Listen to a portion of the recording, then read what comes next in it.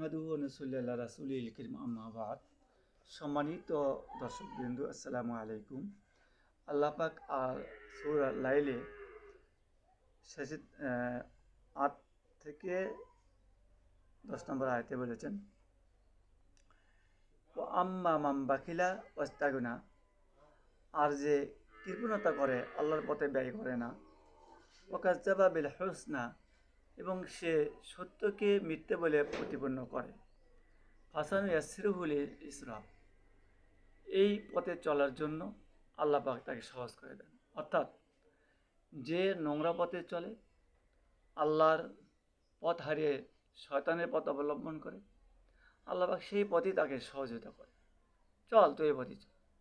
কারণ আল্লাহ পাক প্রত্যেকটা ব্যক্তিকে স্বাধীন জ্ঞান দান করেছে, এবং স্বাধীন জ্ঞানকে সে কাজে লাগানোর জন্য আল্লাহ পাক যার যা মন চায় তাই তাই করে, তিনি জুলুম করেন না।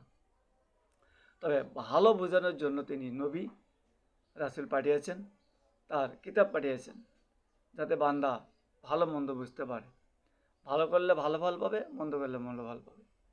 এখানে 3টি খারাপ চরিত্রের গুণ প্রকাশ করা হয়েছে। সুতরাং এই জায়গা থেকে আমরা বের হব ইনশাআল্লাহ।